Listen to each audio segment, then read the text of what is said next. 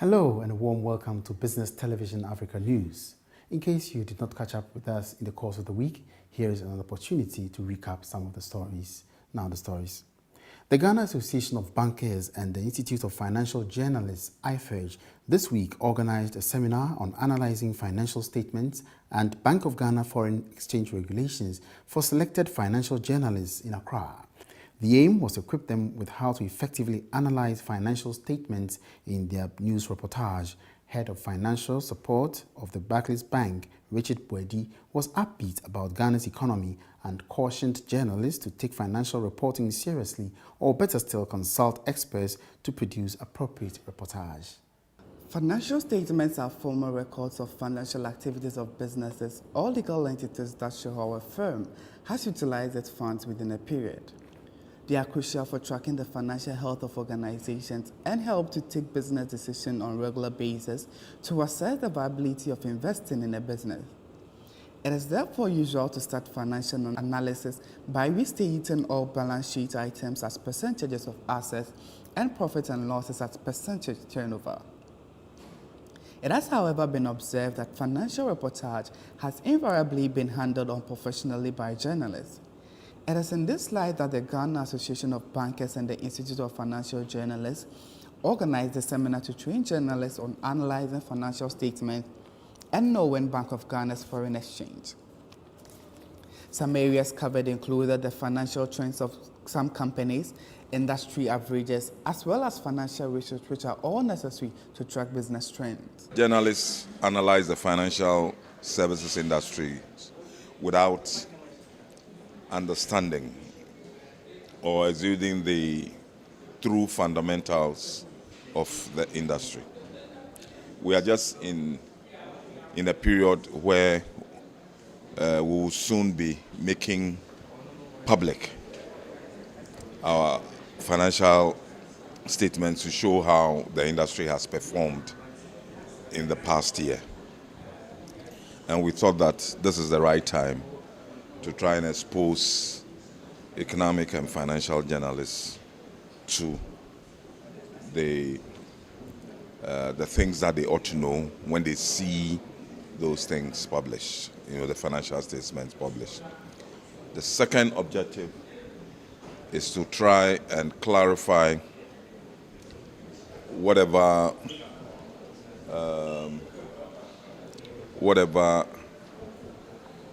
you want to know about the recent measures which were announced to stabilize the foreign exchange market. I mean, it's been topical. Several commentaries have been run. Some of them are not correct.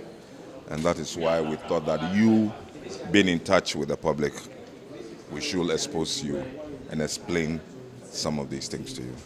The Executive Secretary of Ghana Association of Bankers, Mr. D.K. Mensah, explained the importance of financial reporting in presenting the right amount of information banks need when writing reports, as well as breaking down technical data to the understanding of the ordinary person. He stressed that the series of training programs will be organized more often. As much as possible, because this program, if you were here from the beginning, we should have done it for you last year, but you people didn't want it. Because you had a loaded program, but now it's been made available. Head of Financial Support of Barclays Bank, Richard Boedi, in an interview, stated the importance of financial reporting to financial institutions. He further stated that businesses don't grow overnight and that entrepreneurs and businessmen need a lot of patience to nurture and flourish. Journalists are the watchdogs of society. They inform the general public about virtually everything. And since corporate entities are very important and crucial to the economy in general, it's important that journalists understand what happens there in terms of their performance and operational efficiencies. And today's training, for example, was focusing on banks. And you know the importance of the banking industry in Ghana, and therefore it's really critical that journalists understand how banks generate their values and how they report, so they can also report back to the general public. Yeah. I think it will bring a lot of clarity on their performance It will also bring clarity on issues. I'm hoping that the training that we've gone through, the participants will take it serious, do further studies, further research, and therefore they will improve on their reportage in terms of even when situation arises and they need to report on, they'll be able to know what exactly to say and what to do. So in all aspects, the reportage will be improved and the benefits to both society and the banks in general. BTA News interacted with a participant at the training, Adnan Adams, who shared his thoughts to what new information he has imbibed. I am a business student, but then I'm somehow familiar with certain terms, as we know today we discussed. But in the nutshell, I've gained much deeper understanding of some of the financial terms that we normally do hear or do see in the financial reports of institutions and companies. Sometimes when you attend annual general meeting, there's anything that you may hear, but you just report as it is without having much knowledge of what you are even reporting. But for now, for what today I just learned, I'm indeed impressed, and from today onwards, I think I can make much in-depth analysis into financial reports of companies if I receive it, not just to follow as it has been stated, but also to do my own analysis as well to make an improvement in my way of reporting. Now, Gemini Market is noted for its brisk business as well as its proximity to the Volta Lake, which also serves as a major means of transport to market women and other inhabitants of Gemini in the South Dai constituency of the Volta region of Ghana. Unfortunately, the market continues to suffer major setbacks which affect retail business and greatly endanger the lives of the people. This week, BTA's Charles Aiti put the Gemini Market in perspective. This is Gemini Market, a busy trading center for the people of the South Dai constituency and its surroundings, which strategically lie along the bank of the Volta Lake. It is a normal market day and traders have come from far and near, engaging in brisk trading activities. Vendors of all kinds of goods have come to market their wares. Access to the Gemini Market is by these boats, which, even though may not be very appropriate for business, have aided trading on the market for a long time. Unfortunately, on a daily basis, many people risk their lives coming to do business. Reports of boats capsizing occasionally with its attendant deaths are inimical to meaningful business and affect prices. Here is a gentleman who suggests an effective transportation and landing bay could help relieve the stress and pain of having to lose their wares and their lives in the course of crossing the river to do business. Basically, the people here are people who are fish farmers or people who are into fishing and then farming. I mean, small-scale farming, just to feed their family. But like you can see, I mean, today is a market day, and the people come all the way from Ubabank, Afram Plains, far away from Yeji, Karachi, to this place to market. The market actually starts on Tuesday and ends on Friday, and today is the major market day. And then you can see the people, they come all the way from the Overbank, and that is the only means of transport from that place to this place of the district. And they are the people who bring all the goods that they need here, and their transport, you hear them crying most times. Boats are capsizing because they have stamps in the lake and nothing is being done. The government promised some time ago it was going to provide them with life jackets. That has not been done. And as means of revenue generation, Assembly, they should be able to be in touch with the local government and then put up a landing bay. I think transportation will be easier from here to the other side of the region, which probably links up with Eastern and then to Ashanti. When I say Eastern and Ashanti, Afram Place is part Volta and part Eastern. So from here you can get to Afram Place, and through there you get to Eastern, where that is in Koko, and then you continue to Kumasi, which will be easier than if you want to travel from here through the other way to Kofodia, down to Koko, and then going to Kumasi, which is easier. And the market people come all the way from that line. And so this will be something that can even generate money or income for the assembly or the government, if I should put it that way. But the people here are really suffering. In fact, a means of transport, it's really difficult for them. They die almost every minute. They die almost every minute on the lake. And it's difficult to just say that you can do anything in your own capacity to help them to come up of this situation. It is very difficult, and it's just have to come from the government. But how do we do it? We need someone who can be in place to do that for the people. Markets here is really good. They really make money, a lot of money, and even how to keep the money sometimes is a problem. Aside the busy market environment, Germany commands a huge amount of tourist attractions with a lush green ecosystem as well as a beautiful hilly environment. These are potential areas of development that could be harnessed for business.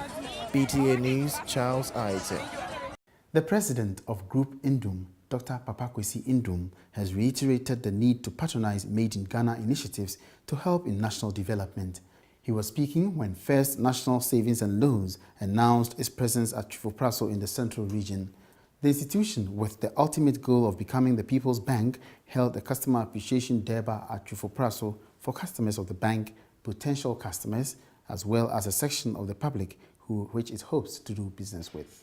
In 2006, the Holy Ghanaian visioned to reach out to up-and-coming generations to make their lives better and to further reach out to the unbanked sector, which contributes about 80% of the population, was realized.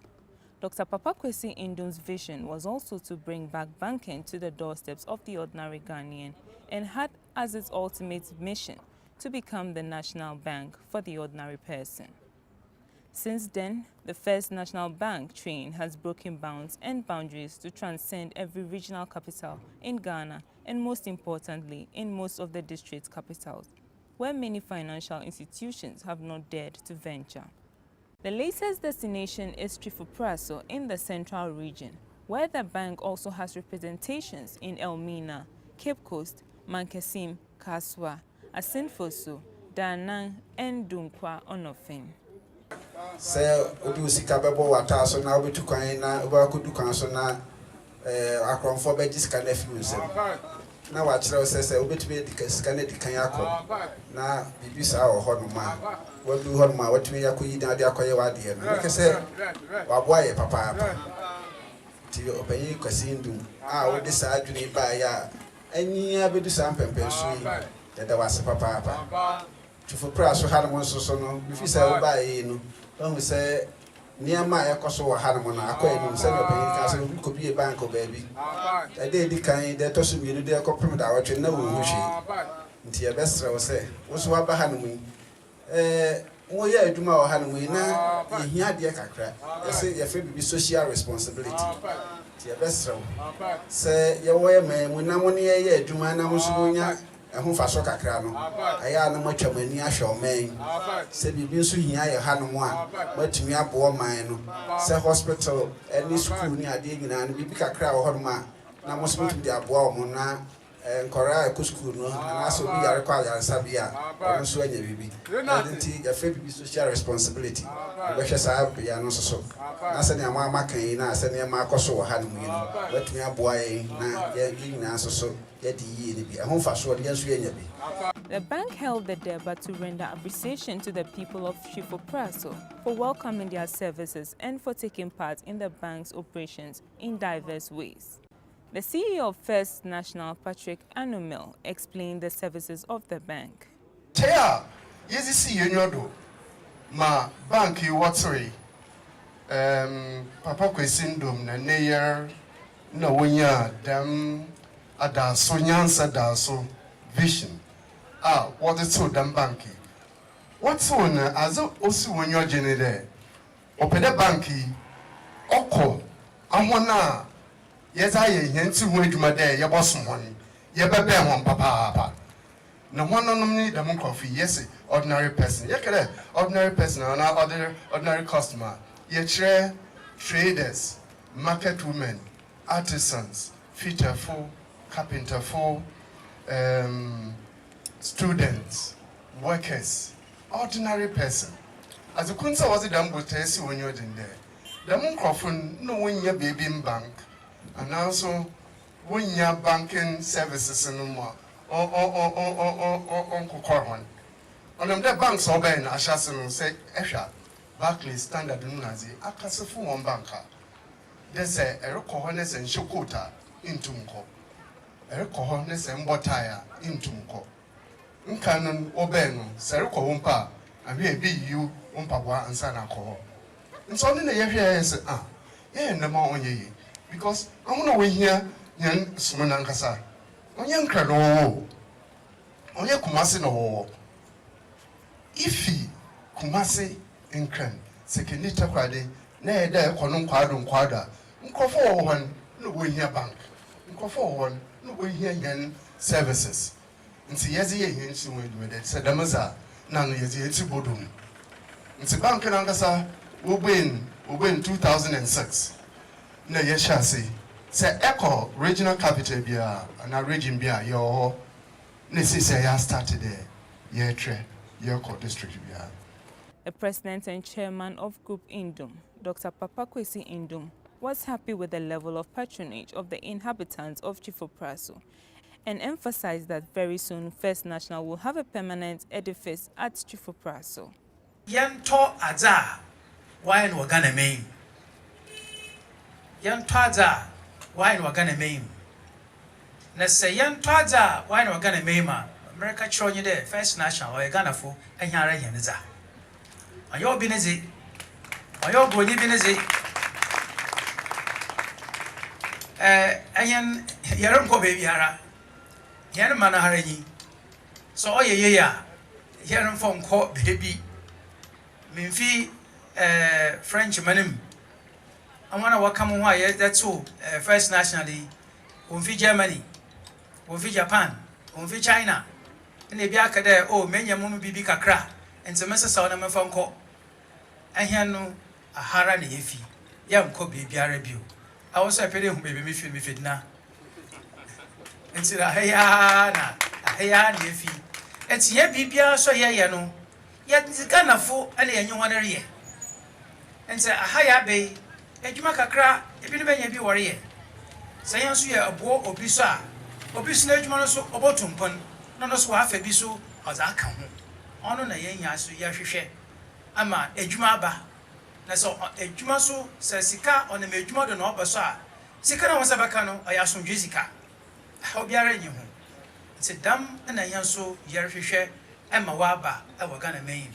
Praise some customers who have been doing business with the bank since its inception within the region. Maye peya kanyani de. Onya de ezi wusika. Ezi besha ho. Na de tukwan bibi abo wepo waji. Na hono mamencheche ni mu baby kakra. Mayer kade se epede ifi Chifo-Praso na ko mankesim na ko takako ananso ifi Chifo-Praso na ekotechiman na ekoto bayer no ohia da edi usika edi shokotokum na adoko mana yer kanye de se ebaha ende na kada ochina mroko mankesim na mikita misika enkano 1 million and 1,000 Ghana cedis. Na me pede meko enkano ono 10 million only 1,000 Ghana cedis. Se edeba manager no obeji na achina eko mankesima akwa kaji wusika mpeda makama do soro nyide ono wanjewo no ho bibiara pacha mama kan wasase de eye anyi ne yedwuma ye hia customer wa ha na wa edi wusika abade medeto ha na achina mokoman kesima mo wakaji no ho ekaw biara onyi ho asomdwe mum ana odemaw sende ifi ha na rekona inkitesika no obiara mbo mpo onje wusika ono ohia de ye mo biara otase. The invited traditional leaders and invited guests then took a tour of the premises of First National. The Secretary General of the Trades Union Congress, Kofi Asamoah, earlier this week said the national minimum wage will be fixed shortly. He admitted that even though there are some constraints, the TUC will work hard to ensure that Ghanaian workers receive wages that can take care of their families. Conditions of service for many workers in Ghana, coupled with low salaries, have been frowned upon on many occasions and have been identified as major causes of the low standard of living. The Labour Act 651 enjoins people 16 years or over at the workplace to be paid at least the national minimum wage, which is the ceiling below which it would be illegal to pay workers daily within the specified period of work. These include agency workers as well as home workers. However, a worker may be required to work beyond the fixed hours of work without additional pay in exceptional circumstances, including accident-threatening situations. The TUC board says the revised daily minimum wage for the year was fixed at 5 Ghana cedis 24 pesos, an increase of 17% from the original figure of 4.48 Ghana cedis by the National Tripartite Committee. Other conditions include the fact that every worker in Ghana is entitled to not less than 15 working day annual leave with full pay in any calendar year of continuous service. By law, the minimum working week is 45 hours, but collective bargaining has established a 40-hour week for most unionized workers. Ghana, as a member of the International Labour Organization, is a signatory to the convention, the International Convention on National Minimum Wage Fixing. Member countries are enjoined to set up what is called national minimum wage in a country to be negotiated. It is normally done through consultation between government and its social partners, employers and workers. Workers led by their unions, employers led by the Employers Association. Do consult in fixing what is called a national minimum wage. Over the years, almost every year, the tripartite committee meets to discuss national minimum wage. And when there is an agreement, it becomes a statutory obligation on all employers that they pay the national minimum wage. The national minimum wage is the wage below which ideally no employer should have paid.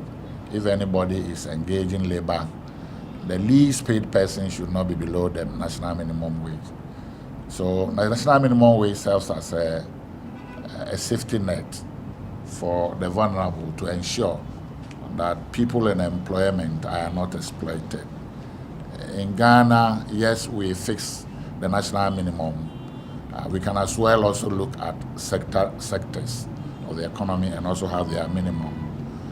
But then when the national minimum wage is set, another process of determining wage at the workplace is through collective bargaining, which is done between employers and workers. So the collective bargaining process is another form where workers negotiate for their wages at their respective workplaces. But the national minimum is a national minimum which serves as a guiding pole for everybody. Because it's the least paid, below which no worker should be paid, there are a lot of challenges in fixing because it has to take account of well-established industries, medium to small industries, and indeed all activity in the economy. The 2014 national minimum wage consultation began late 2013, around October thereabout. The social partners, the tripartite, were determined that they will finalize the wage before the 2014 budget was read. But unfortunately, because of some constraints, we could not fix the national minimum wage. In an interview, Kofi Asamoah admitted that there were some lapses, but emphasized that in spite of the constraints, the TUC will work hard to ensure that the Ghanaian workers receive wages that can take care of their families. Discussions are ongoing. The social partners have met some number of times. Subcommittee work has been done where some indicators and factors had been established as basis for determining the national minimum wage. So it is the expectation of workers that as quickly as possible the national minimum wage for 2014 is fixed, so as to alleviate the least paid in society, the vulnerable paid in society, those who are very in both the formal and some elements of the informal economy, an opportunity to add something to their income to be able to cope with the increase of cost of living arising now as out of taxes and other related challenges that has rarely been imposed on working people. We all talk to the effect that times are hard, so the earlier time that we conclude negotiations on the national minimum wage, the better it will be for the least paid person in the country. What happens is that the moment it is determined, an agreement is reached, is supported by law, is gazetted and is supported by law. So any employer who pays less than the national minimum wage is flouting the laws of the land. I must, however, indicate that enforcement has been a major challenge, and it behoves on workers and employers to ensure that workers' rights under the under national minimum wage fixing is not undermined, is not denied in any way. Where there are unions, the unions insist on its implementation. So we're looking forward to having this 2014 national minimum wage fixed as quickly as possible. So after we have determined the national minimum for the whole country, then the sector arrangements come in. It is from there that we will also go and negotiate for the public sector minimum. What we are talking about is the national minimum, is the platform below which nobody should be paid. And particularly because the public sector minimum is slightly above the national minimum, it is only when you have been able to determine the national minimum, then we can come to talk about the public sector. On the African front, this week, Nigeria's Interior Minister rejected calls for him to step down after he blamed job seekers for their deaths in a stampede at a stadium. At least 7 people died after tens of thousands turned up to take a test for fewer than 5,000 positions. Reports say there had been poor handling of the event by officials, but also said those in the crowd should have been more patient. Similar statements earlier had led to calls for him to resign.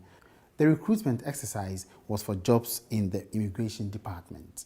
Slippers and clothing lie strewn on the floor in the Nigerian capital, the result of a deadly stampede. Thousands of people came here to the National Stadium in Abuja in the hope of finding a job. It was full to capacity. Outside, tens of thousands more waited to take a test for the chance of work in the immigration service. Desperate job seekers stampeded, crushing several people to death. They can arrange these things. They can arrange these things. The world is computerized these days. We are in a global world. There is a better way of doing things. Scores were injured and hospitals were unable to cope. The sheer size of the crowds is a testament to the vast numbers of unemployed in Nigeria, more than 1/3 of the country's under 25s. The Secretary General of the International Communications Union, ITU, Dr. Hamadoun Toure, says the global digital migration deadline is static. The official, who represents the United Nations arm governing the ICT sector, stressed that Kenya should not lag behind in the planned migration, as information technology will propel the country to achieve its Vision 2030 goals. That's the type of leadership we're looking from Kenya. And we have asked kindly President Uhuru Kenyatta to lead among the 8 heads of states that will be part of the board of the Smart Africa strategy to make this continent a digital continent by 2020. to lead us within that policy and also the digital economy. Those two tracks that he will be leading among his peers from Africa. President Robert Mugabe on Thursday moved to ease public anger in Zimbabwe by capping the pay of fat cat managers of state-owned companies. The 90-year-old had faced growing pressure to act after it was revealed that many executives were being paid up to $500,000 a month.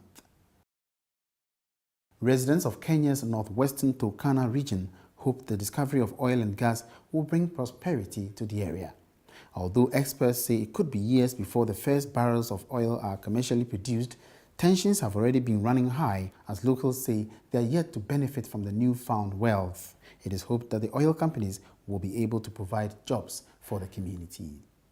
The scenic shores of Lake Turkana, a far-flung tourist attraction and a rich source of fish for locals. These waters are beginning to interest oil companies.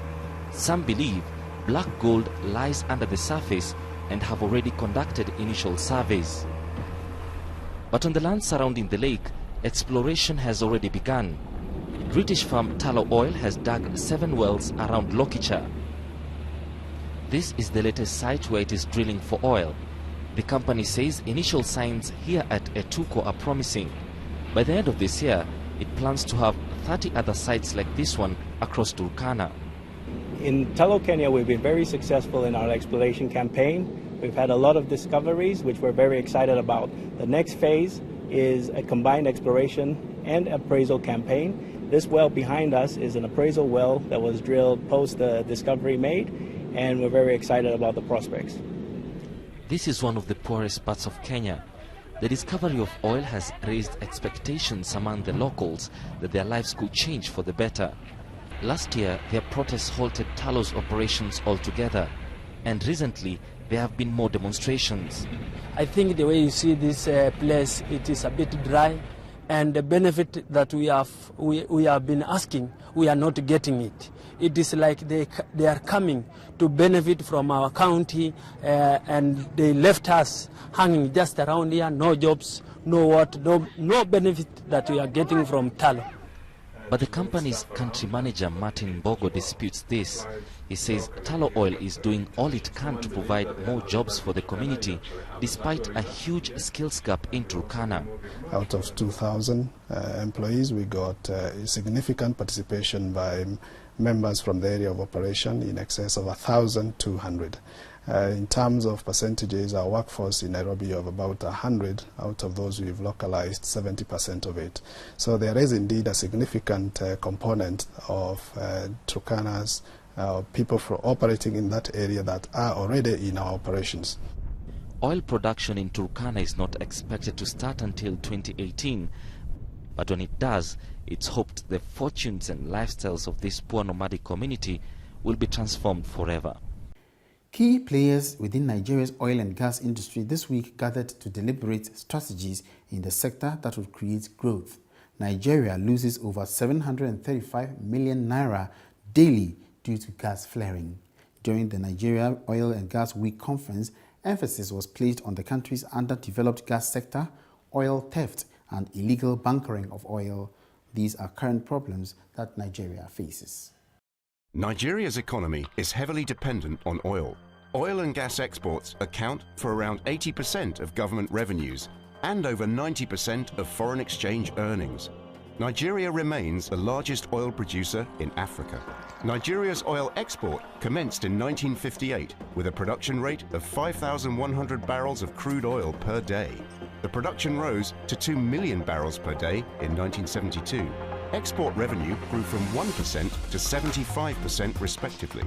In 1972, Nigeria attained the status of major oil producer, ranking 7th in the world. Nigeria produces between 2.1 million and 2.3 million barrels of oil per day, compared with 11.2 million barrels for Saudi Arabia. Nigerian oil output averaged 2.14 million barrels per day in the fourth quarter of 2012. The United States accounts for 33% of Nigeria's oil exports, and the UK 3%. Nigeria consumes around 25 million litres of fuel per day. It estimates that demand and consumption of petroleum grows at a rate of 12.8% annually. Underutilization of refineries has resulted in shortage of refined product and an increase in imports to meet domestic demand. Oil theft is estimated to cost the nation over $5 billion in lost revenue annually. The stolen oil is exported to some West African nations and countries as far away as Ukraine, Bulgaria and Singapore. According to the UNDP, more than 6,800 spills were recorded between 1976 and 2001. In 2009, Royal Dutch Shell plc spilled nearly 14,000 tons of crude oil into the creeks of the Niger Delta. The World Bank estimates that Shell flares approximately 39 million tons of carbon dioxide gas and 13 million tons of methane gas into the atmosphere. Gas flaring has resulted in 49 premature deaths, 5,000 respiratory illnesses, 120,000 asthma attacks, and 8 additional causes of cancer. Nigeria flares about 1.5 billion cubic feet per day of gas, enough to generate electricity to power about 5 million homes for a day, or serve the state of New York's daily residential gas demand.